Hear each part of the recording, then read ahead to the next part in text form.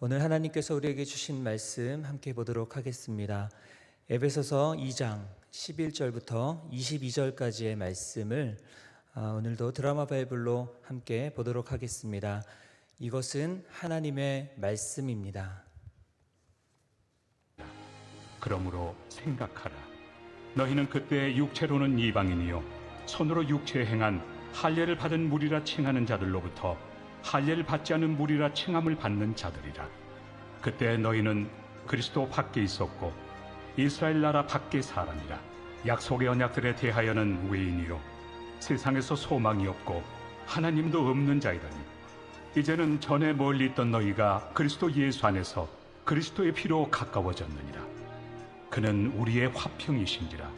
둘로 하나를 만드사 원수된 것 곧 중간에 막힌 담을 자기 육체로 허시고 법조문으로 된 계명의 율법을 폐하셨으니 이는 이 둘로 자기 안에서 한 새 사람을 지어 화평하게 하시고 또 십자가로 이 둘을 한 몸으로 하나님과 화목하게 하려 하십니다. 원수된 것을 십자가로 소멸하시고 또 오셔서 먼 데 있는 너희에게 평안을 전하시고 가까운 데 있는 자들에게 평안을 전하셨으니 이는 그로 말미암아 우리 둘이 한 성령 안에서 아버지께 나아감을 얻게 하려 하심이라. 그러므로 이제부터 너희는 외인도 아니요 나그네도 아니요 오직 성도들과 동일한 시민이요 하나님의 권속이라. 너희는 사도들과 선지자들의 터 위에 세우심을 입은 자라. 그리스도 예수께서 친히 모퉁이 돌이 되셨느니라. 그의 안에서 건물마다 서로 연결하여 주 안에서 성전이 되어가고 너희도 성령 안에서 하나님이 거하실 초소가 되기 위하여 그리스도 예수 안에서 함께 지어져 가느니라. 아멘. 할렐루야. 수요 사경에 나오신 모든 성도님들을 환영하고 축복합니다. 하나님께서 오늘도 우리를 말씀의 은혜가 있는 자리로 부르시고 인도하신 줄 믿습니다. 저희는 지난 2주 전부터 에베소서 말씀을 함께 살펴보고 있는데요. 오늘은 에베소서 세 번째 시간으로 에베소서 2장부터 3장까지의 내용을 살펴보도록 하겠습니다.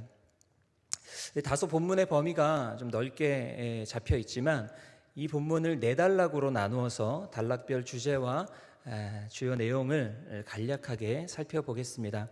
여러분들이 가지고 계신 성경을 보시면 이렇게 이 단락별로 소 제목이 달려있는 것들을 보게 되실 텐데요. 특별히 2장 1절 위에 보면 허물과 죄로 죽었던 너희를 살리셨다와 같이 이 빨간 글씨로 된 이 소제목이 있으실 겁니다. 이 소제목에 따라서 네 단락으로 구분해서 오늘 말씀을 함께 살펴보도록 하겠습니다. 지난 시간에 에베소서 1장 3절부터 23절을 다루면서 하나님의 은혜, 하나님의 예정과 우리의 기도라는 주제로 다뤘었는데요. 하나님의 은혜 안에서 성도들을 구원하시고 이에 대한 응답으로 기도하는 것, 이것이 신앙의 두 기둥을 이룬다, 이렇게 말씀을 전해주셨습니다. 오늘 단락에는 이 믿음을 통해 은혜로 구원을 얻는다고 하는 이 바울의 구원론이 잘 요약되어 있는데요. 앞단락에서 바울은 이 에베소 성도들에게 지혜와 계시의 영을 주셔서 그들의 마음의 눈을 밝혀달라, 이렇게 기도했죠. 오늘 첫 번째 단락인 2장 1절부터 10절까지에서는 바울은 이제 인간의 비참함과 그들을 구원하신 하나님의 이야기를 우리에게 들려주고 있습니다. 첫 번째 단락으로 구원, 하나님의 선물이라는 주제로 함께 살펴보겠습니다. 먼저 1절부터 3절까지를 보시면 바울은 구원받기 이전의 인간이 어떠한 처지에 놓여져 있었는가에 대해서 말하고 있죠. 여러분은 구원받기 이전에 사람이 어떤 상태에 있었다고 생각하십니까?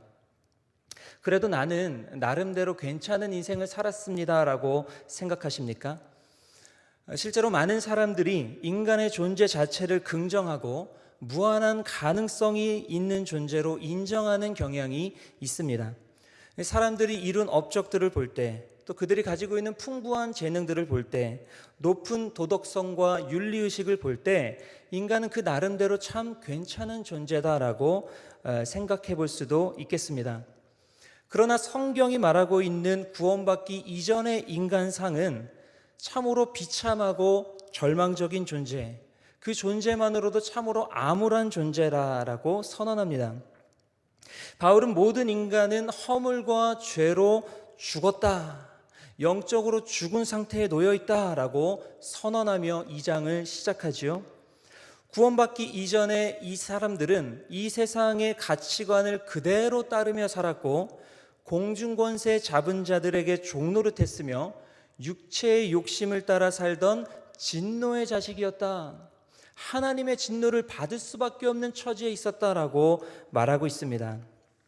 그런데 4절을 보시면 긍휼이 풍성하신 하나님이 등장하시면서 그 크신 사랑으로 인하여 그들을 구원하셨다라고 말하고 있는데, 이 원문상으로 4절의 말씀은 그러나라고 하는 접속사로 시작합니다.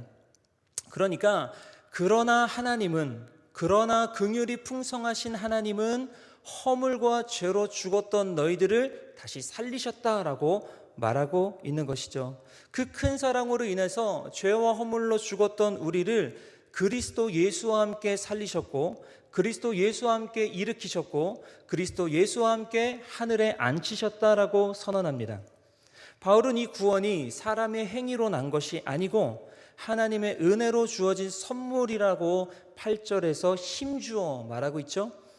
이 선물은 받을 자격이 없는 자에게 베푸시는 하나님의 은혜다라고 말합니다. 바울을 연구하는 학자들에 의하면요, 이 바울이 살았던 시대에서 이 선물로서 은혜에 대한 그 개념에 대해서 이렇게 설명하고 있습니다. 유대인을 포함한 그 당시 그리스 로마 시대의 사람들은 선물을 주고받는 관습이 있었다라고 이렇게 말해요. 이 관습은 사회적 유대를 형성하는 데 있어서 매우 중요한 일이었습니다. 좋은 선물이라고 하는 것이 어떤 선물이냐면 받을 만한 자격이 있는 사람에게 주어지는 선물, 특별히 신중을 기해서 주는 선물이 좋은 선물이었습니다. 반대로 나쁜 선물, 좋지 않은 선물은 어떤 선물인가? 받을 자격이 없는 자에게 선물을 줄 때 그것은 되려 사려 깊지 못한 행동으로 간주되었습니다. 또한 이 선물을 받은 사람들은요, 선물을 준 사람에게 어떤 형태로든 내가 대갚아야 될 의무감을 느껴야 했습니다. 이거 오늘날도 마찬가지죠. 우리가 좋은 선물, 어떤 커다란 선물을 받으면 빚진 마음을 갖게 되지 않습니까? 어떻게 내가 돌려줘야 될까라는 의무감을 갖게 됩니다. 다시 말하자면 오늘날 교회에서 조건 없이 베푸는 은혜로서의 선물 개념이 바울 시대에서는 크게 받아들여지지 않았던 것입니다. 그러나 바울은 하나님의 구원, 하나님의 은혜의 선물은 받는 자의 가치나 자격을 고려하지 않은 채 주어진 것이라고 선언하고 있는 것이죠. 죄와 허물로 죽었던 너희를 아무 이유 없이 하나님께서 살려주셨다라고 이렇게 말하는 것입니다. 이는 당시 사회의 가치관을 완전히 무너뜨리는 표현입니다. 아니, 어떻게 선물을 받을 자격이 없는 사람에게 하나님이 그런 어마어마한 선물을 주셨단 말인가? 그러나 그렇다고 해서 선물을 받은 사람이요, 선물을 되갚을 의무가 사라지는 것은 아니게 됩니다. 하나님의 은혜를 받은 사람은 이제 하나님의 뜻에 순종하고 그 뜻에 합당한 삶을 살아야 될 의무가 그 사람에게 전해진다라고 바울은 말하고 있는 것이죠. 그러면 하나님은 무엇을 위해서 인간을 구원하셨다라고 하는가? 8절, 10절에 보시면 우리는 그가 만드신 바라 그리스도 예수 안에서 선한 일을 위하여 지으심을 받은 자니라고 이렇게 말합니다. 그러니까 그리스도 예수 안에서 선한 일을 위해서 그 일을 행하게 하려고 하나님이 구원을 베푸셨다는 것이죠. 하나님은 이 일을 위해서 우리를 예비하셨다라고 말하고 있습니다.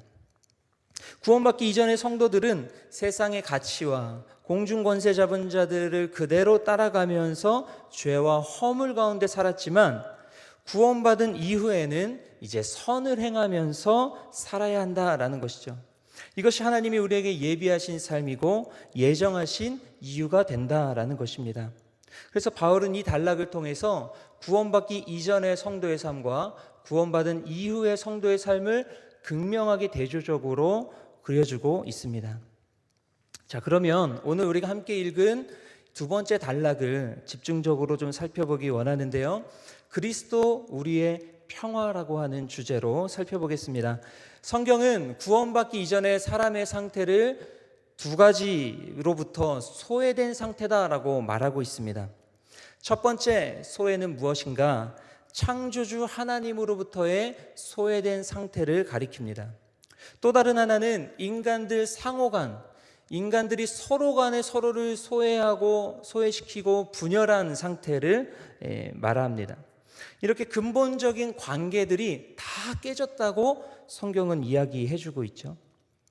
앞단락 2장 전반부에서 하나님으로부터의 소외를 다뤘다면 2장 후반부 이 단락에는 인간 상호 간의 이 소외에 대해서 말합니다. 당시에 유대인과 이방인들 간에는 여러분들도 아시다시피 뿌리 깊은 불신과 적대감이 있었습니다. 유대인들이 어떤 사람들입니까? 하나님이 아브라함을 부르셔서 그의 후손을 통해 세계 모든 족속들을 축복하시겠다라고 선택하신 민족이 바로 유대 민족입니다. 하나님은 이 유대 민족들을 통하여서 이방의 빛이 되게 하셨다라고 말씀하셨어요. 그러나 이스라엘은 자신의 소명을 저버리고 그들이 받은 특권만을 남용하여서 이방인을 무시하고 경멸하고 소외시키는 자리로 나아갔습니다. 그들은 하나님이 자신들만을 사랑한다고 생각했고 이방인들을 지옥불의 연료로 삼기 위해서 하나님이 창조하셨다라고까지 믿었습니다. 그 당시에 예루살렘 성전을 가보면 유대인들만 들어갈 수 있는 성전이 있고 이 성전 바깥쪽에 이방인들이 있을 수 있는 이방인의 뜰이 마련되어 있었는데요. 이 둘 사이에는 둘을 가로막는 담벼락이 하나 놓여져 있었다고 합니다. 이 담벼락의 높이는 약 1.5m 정도 되는 높이라서 성인 남자면 안을 다 들여다볼 수가 있는 그런 상황이었습니다. 하지만 들어갈 수는 없는 것이죠. 왜냐? 유대인이 아니기 때문에. 담벼락에는 누구든지 이방인이 이 담벼락을 넘어오면 죽임을 당한다라고 하는 경고문이 붙어 있었습니다. 이처럼 에베소서 2장의 배경이 되는 이 역사적이고 사회적이고 종교적이고 인종적인 차별이 이런 배경을 가지고 있었다고 하는 것입니다. 에베소 교회 안에는 이 소수의 유대인들과 다수의 이방인들이 있었는데 이 안에도 크고 작은 분쟁이 그치지를 않았습니다. 이에 대해서 사도 바울은 먼저 이방인 그리스도인들을 향해서 목소리를 냅니다. 간단히 말해서 이런 말이에요. 너의 분수를 알아라 라고 하는 말입니다. 자, 바울은 과거의 이방인들이 어떤 자들이었다라고 말하고 있습니까? 오늘 보면 11절과 12절의 말씀을 보시면 너희는 할례를 받지 않은 자들이라 칭함을 받은 자들이었고 그리스도 밖에 있었고 세상에는 소망이 없고 하나님도 없고 약속도 없는 자들이었다 이렇게 말합니다. 왜냐하면 이스라엘 나라의 밖에 있었기 때문에 그리스도가 누구인지도 모르고 하나님의 약속이 무엇인지도 알지 못했으므로 그들에게는 어떠한 희망도 없었다라고 말하는 것이죠. 바울은 그러므로 생각하라 이렇게 말하고 있습니다. 이 성경은 예수께서 오시기 전 구원받기 이전의 사람의 상태에 대해서 우리가 처해 있었던 그 처지와 상황에 대해서 잊어먹지 말아라라고 말해줍니다. 신앙은 기억하는 행위라고 할 수 있는데요. 우리가 얼만큼 이전에 비참함과 이 절망 가운데 놓여져 있던 자들이었는가 그것을 잊지 않고 그것을 끊임없이 기억하고 생각할 때 우리를 용서하시고 우리를 변화시키시고 우리에게 은혜를 베푸신 하나님의 은혜가 얼마나 크고 위대한 것인지를 깨닫게 될 것이기 때문에 잊지 말아라 이렇게 말해주고 있는 것입니다. 앞서 4절에 살펴본 대로 그러나 하나님은 죄와 허물로 인해 죽었던 너희를 살리셨다고 말했습니다. 마찬가지로 이방인들에게도 하나님은 13절에 이제는 하면서 그러나 이제는 유대인과 서로 멀리 있던 이방인들이 그리스도 예수 안에서 서로 가까워지게 되었다라고 이야기해주고 있습니다. 끝나지 않을 것 같았던 이 두 세력 간의 분열과 다툼의 역사가 어떻게 해결되었다라고 성경이 말하고 있는가 하면 그리스도의 피로 말미암아 해결되었다라고 말합니다. 이제 유대인이든 이방인이든 예수 그리스도를 믿는 믿음 안에 있다면 너희가 서로 가까워졌다라고 성경은 말하고 있는 것이죠. 성경의 역사는 언제나 인간의 타락과 실수와 잘못에도 불구하고 주어지는 하나님의 은총에 있습니다. 인간이 실수하고 잘못하고 또 이 실패의 결과를 하나님께서는 역전시키신다라고 하는 것이죠. 그것이 바로 성경에 나오는 은혜의 역사입니다. 우리는 죄로 죽었죠. 그러나 하나님은 우리를 살리셨습니다. 우리는 서로 멀어졌습니다. 그러나 이제 하나님은 우리를 가까워지게 하셨다라고 하는 것이 바로 복음의 핵심이죠. 14절을 함께 보도록 하겠습니다. 14절의 말씀을 우리 같이 읽겠습니다. 시작. 그는 우리의 화평이신지라 둘로 하나를 만드사 자기 육체로 허시고. 여기서 예수님을 우리의 화평이신지라 라고 말하고 있는데요, 우리는 화평이라는 말을 언제 쓰나요? 마음의 평안함, 마음이 편안하고 안정된 상태를 말할 때 화평하다라는 말로 주로 사용을 합니다. 그러나 이 헬라어 에이레네라고 하는 이 화평이라는 말은 불화나 적대관계가 해소되고 그로 인해서 이루어지는 화합과 교제, 하나된 상태를 일컬을 때 에이레네, 화평이라는 말을 씁니다. 예루살렘 성전에는 유대인과 이방인을 갈라놓는 벽이 있다라고 말씀을 드렸죠. 그런데 예수께서 이 담을 허무셨다, 이 말은 참으로 의미심장한 말입니다. 왜 그렇습니까? 역사적으로 볼 때요, 예루살렘 성전이 무너지던 시기가 주 70년경입니다. 그런데 바울이 이 편지를 쓸 때는 주 62년경으로 추정을 합니다. 무슨 말입니까? 아직 예루살렘에는 담벼락이 허물어지지 않았습니다. 예루살렘에는 여전히 그 담벼락이 세워져 있고 건재하고 있습니다. 그러나 바울은 예수 그리스도의 십자가 사건을 해석하고 그 복음을 전하면서 예수께서 십자가에 달려 죽으실 때 죄로 인해 하나님과 인간 사이를 가로막고 있던 벽이 허물어졌고 유대인과 이방인 사이를 갈라놓았던 소외의 벽이, 차별의 벽이 허물어졌다라고 선언하고 있는 것입니다. 그리스도를 따르는 자들을 박해하던 이 바울이 예수의 빛을 만남으로 그것을 깨닫게 된 것이에요. 유대 민족을 뛰어넘어서 온 세상을 구원하실 메시아가 바로 그 예수 그리스도였구나. 그 예수의 십자가 죽으심으로 말미암아 우리의 모든 가로막고 있는 벽들이 허물어졌구나 라는 것을 깨닫게 된 것입니다. 15절을 보시면 그 벽을 어떻게 허무셨다라고 말하는가? 율법을 폐지하심으로 허무셨다라고 말합니다.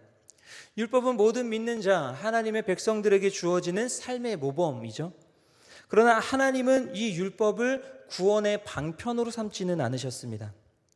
왜냐하면 아무리 노력을 해도 하나님의 율법에 완전히 복종할 수 있는 사람이 이 지구상에는 없었기 때문이에요.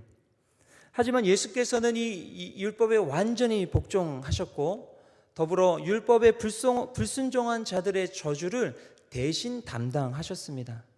따라서 예수께서 십자가의 죽으심은 율법이라는 담을 허물고 이방인과 유대인들을 갈라놓는 그 벽을 허물어서 함께 하나님께 나아가도록 새로운 길을 열어주신 사건이 되었다라는 것입니다. 그래서 과거에 서로 대립하고 반목하던 자들이 18절 말씀, 이로 말미암아 우리 둘이 한 성령 안에서 아버지께 나아감을 얻게 하려 하심이라, 이런 말씀으로 귀결이 되고 있습니다. 이 둘 사이가 이제 화평케 되었고 한 성령 안에서 아버지께로 나아가는 모습, 이제 그들이 이룬 연합과 평화를 보여주고 있는 것입니다. 이것이 그리스도께서 선한 일을 위하여서 새롭게 창조하신 새로운 사람들의 아름다운 모습이다라고 하는 것이에요. 그래서 이 새로워진 사람들은 이제는 소외시키고 분열하고 적대하는 사람들이 아니라 화해하는 사람이요, 하나가 되는 사람이요, 평화를 이루는 사람이다라고 성경은 말하고 있는 것이죠. 그리스도 안에서 둘이 하나가 되는 일이 어떻게 가능해진다고 성경은 말합니까? 성령 하나님께서 그 일을 하신다라고 말하고 있습니다. 성령께서는 우리 안에서 그리스도께서 이루신 그 평화를 깨닫게 하시고 서로를 형제와 자매로 받아들이도록 역사하십니다. 바울은 로마서 8장에서 이 성령이 거하시는 사람은 이제 하나님을 아빠 아버지라 부르짖는다라고 말하고 있습니다. 그래서 성령이 충만하면요, 우리는 용서하게 되고 화해를 이루게 되고 사랑을 베풀게 되고 공동체를 이룰 수 있게 되는 것입니다. 성령은 이처럼 둘이 하나가 되게 하시고 하나님을 한 아버지라 부르며 한 아버지께 나아가는 가족 공동체가 되도록 우리를 인도하신다라고 하는 것이죠. 이 장의 결론으로 바울은 그리스도 안에서 이제 이방인들은 영광스러운 존재가 되었다라고 선언합니다. 그들은 더 이상 외인이나 나그네가 아닙니다. 성도들과 함께 된 시민이 된 자들이고 하나님의 가족이 된 권속들이다, 이렇게 말합니다. 마지막으로 바울은 성도들이 이 하나님의 성전이라고 말하는데요, 이방인과 유대인 성도들로 이루어진 이 교회 공동체가 하나님이 거하시는 곳이 된다라고 말하는 것이죠. 이 둘을 갈라놓았던 것을 십자가 예수께서 해결하시고 성령께서 그것을 깨닫게 하시고 하나 되게 하셔서 이제는 그 모임 가운데, 그 교제 가운데, 그 연합 가운데 하나님이 거하시겠다라고 말씀하시는 겁니다. 성전인 공동체는 모퉁이 돌 되시는 예수 그리스도께 얼마나 연결되어 있느냐에 따라서 연합과 성장을 이룰 수가 있습니다. 따라서 성도 개개인이 그리스도께 깊이 연결되어 있을 때 영적인 공동체로서 교회는 아름답게 세워져 간다라고 하는 것이죠. 그래서 이렇게 2장의 내용을 우리가 요약해 보면 하나님은 허물과 죄로 죽었던 우리를 살려주셨죠. 그리고 선한 일을 위해 지음받은 특별한 존재로 삼아주셨습니다. 그리고 하나님을 아버지라고 부르는 가족 공동체에 속하게 하심으로 멀리 떨어졌던 우리가 그리스도 안에서 하나가 되고 함께 지어져가는 하나님이 거하시는 성전으로 삼아주셨다. 이것이 에베소서 2장이 말하고 있는 바울이 전하는 이 복음의 내용입니다. 이제는 3장의 내용을 함께 살펴보도록 하겠습니다. 자, 3장의 첫 번째 단락인 3장 1절부터 13절까지의 주제는요, 그리스도의 비밀과 바울의 사명이라는 주제입니다. 자, 셋째 단락에서 바울은 이 성도의 구원과 교회에 대한 이야기를 하다가 갑자기 그리스도의 비밀과 바울의 사명에 대한 내용을 말하면서 주제를 전환시키는 것처럼 우리에게 보여줍니다. 앞부분과는 조금 맞지 않는 내용처럼 보이는데요, 하지만 자세히 보면 1, 2장의 내용과 아주 일관성 있는 연결이라는 사실을 저희가 깨달을 수가 있습니다. 여러분, 3장에 나온 이 소제목을 한번 보시겠습니까? 3장 1절 위에 소제목이 이렇게 적혀 있습니다. 하나님의 구원의 경륜의 비밀. 그리고 14절 위에 보시면 그리스도의 사랑을 알게 하시기를, 이런 소제목들이 붙어 있습니다. 두 단락으로 나누어서 함께 살펴볼 텐데요. 자, 먼저 3장에서 사도 바울이 이 구원의 경륜의 비밀에 관해서 말하는 이유가 무엇인가? 그것은 앞장 1, 2장을 통해서 우리에게 전했던 그 사도 바울이 전한 복음이 바로 하나님께서 사도들과 선지자들을 통해서 가르쳐 주신 비밀의 내용이기 때문입니다. 바울은 그것을 계시를 통해서 받았고요, 그것을 깨닫게 되었습니다. 그리고 바울에게 주어진 사명은 이것을 이방인들에게 전하라고 하는 그런 사명을 받게 되었다라고 말하는 거예요. 자, 우리 7절 말씀을 함께 보겠습니다. 에베소서 3장 7절의 말씀입니다. 시작. 이 복음을 위하여.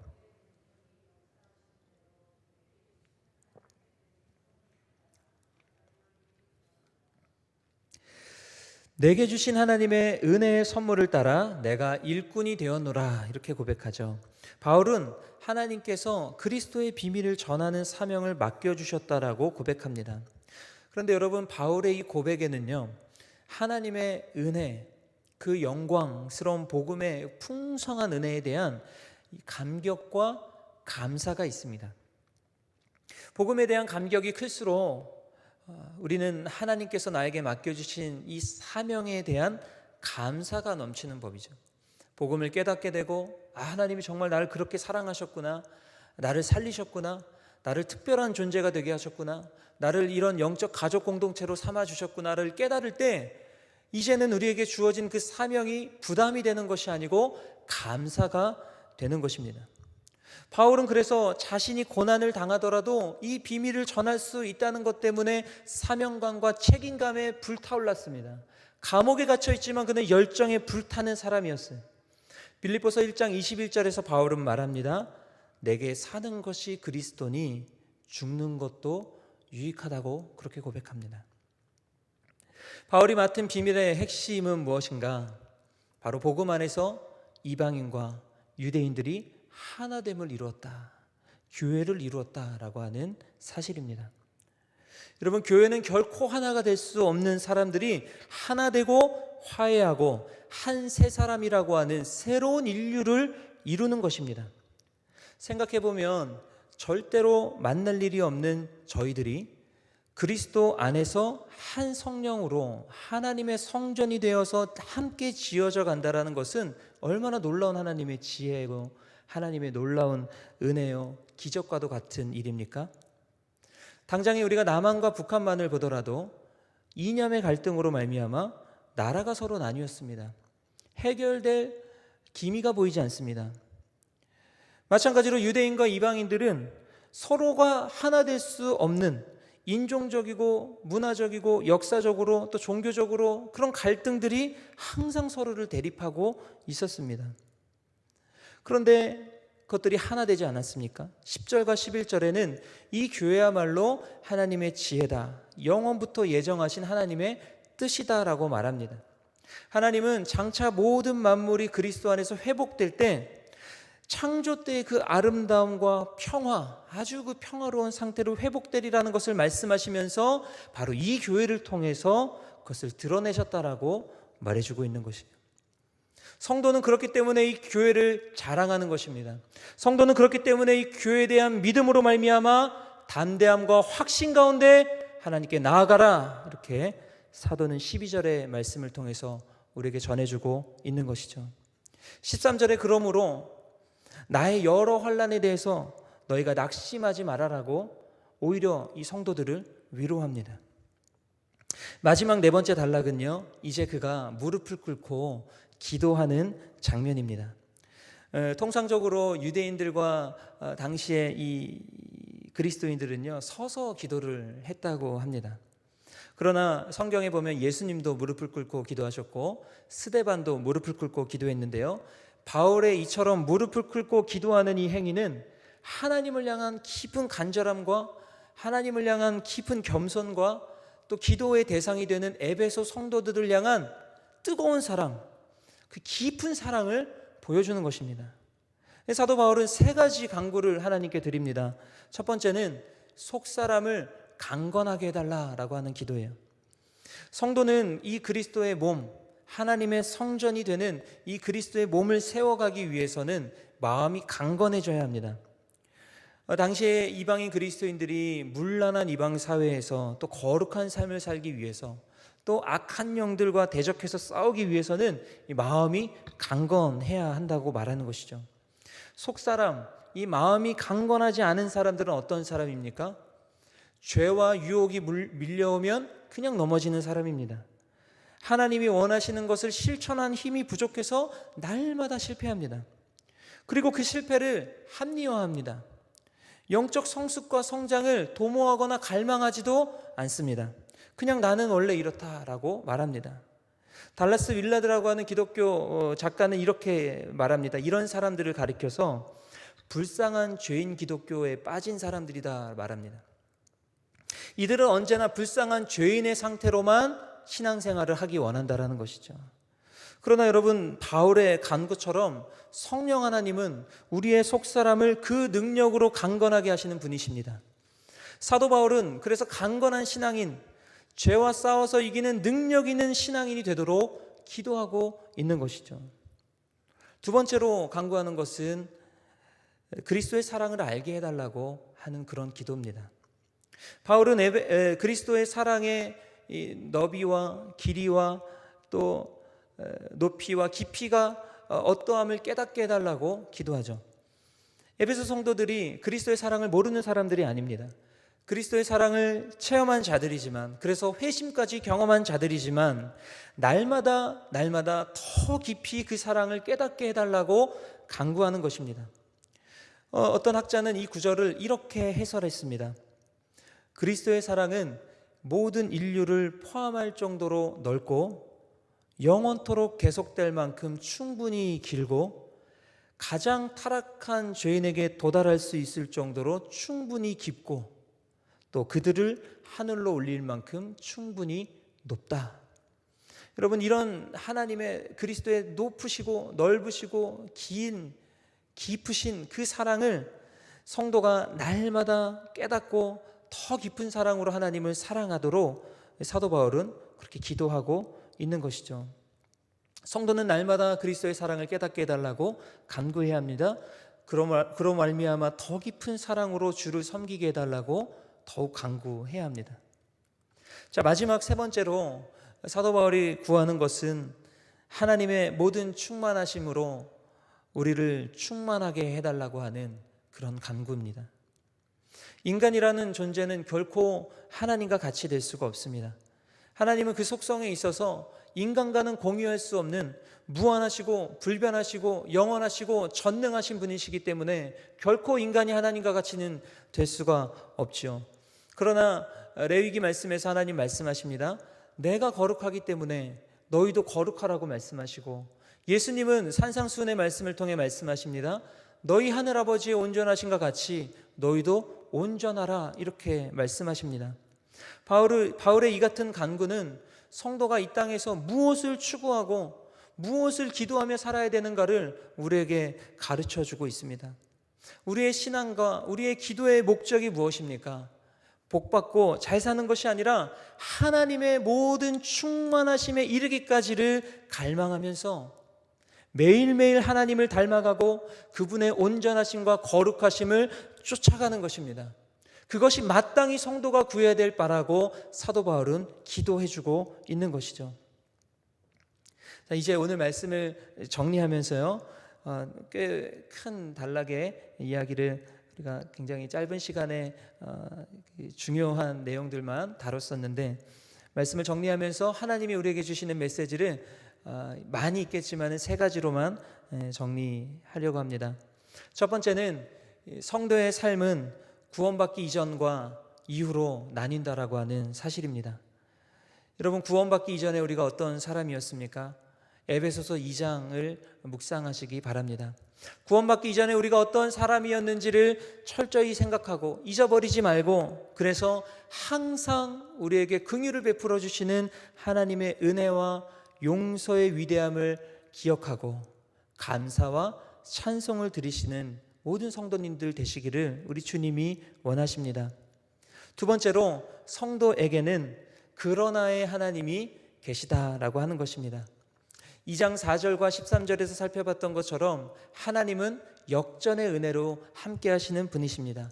하나님은 언제나 반전의 은혜를 우리에게 베풀어 주십니다. 인간의 실수나 잘못이나 실패에도 불구하고 하나님의 은혜가 우리 가운데 항상 있음을 기억하시면서 오늘도 담대한 믿음과 확신을 가지고 주님께 나아가는 모든 성도님들 되시기를 우리 주님께서 원하십니다. 세 번째로, 성도는 그리스도 예수 안에서 함께 지어져 가는 하나님의 성전이다라고 하는 사실입니다. 멀리 떨어져 있던 우리는 그리스도 예수 안에서 하나가 된 가족 공동체입니다. 결코 하나 될 수 없었던 우리를 하나 되게 하신 하나님, 그 하나님께 감사를 드리면서 특별히 오늘 우리에게 이렇게 좋은 교회를 허락하심에 항상 감사를 올려드리시는 여러분 되시기를 축복합니다. 말씀을 맺겠습니다. 이와 같은 하나님의 은혜는 예수께서 십자가의 피 흘리심으로 이루어졌다는 사실을 기억합시다. 하나님과의 평화, 사람들과의 평화를 더욱 소중히 여기고 아름답게 세워가는 우리 교회가 되기를 하나님께서 원하십니다. 앞으로 계속되는 이 에베소서 말씀을 기대해 주시고 이 말씀을 통해 우리에게 허락하시는 이 구원과 교회 공동체의 소중함을 깨닫고 날마다 기쁨과 감사함으로 살아가시는 저와 여러분 되시기를 주님께서 원하십니다. 함께 기도하겠습니다. 하나님 감사합니다. 죄와 허물로 죽었던 저희를 살리시고 멀리 떨어져 있던 저희를 그리스도 안에서 하나 되게 하시고 교회를 이루게 하시니 감사를 드립니다. 특별히 좋은 교회를 허락하셔서 이 믿음의 공동체 안에서 함께 자라게 하시고 그리스도의 비밀을 깨닫게 하시니 감사드립니다. 바울이 내게 주신 하나님의 은혜의 선물을 따라 내가 일꾼이 되었노라 고백했던 것처럼 저희도 항상 주님의 은혜에 감사함으로 복음의 사명을 감당하는 하나님의 일꾼이 되게 하여 주옵소서. 특별히 코로나19의 위기 속에서 저희 교회를 지켜주시고 주변 지역과 이웃들을 지켜 보호하여 주옵소서. 믿사옵고 예수님 귀하신 이름으로 기도합니다. 아멘.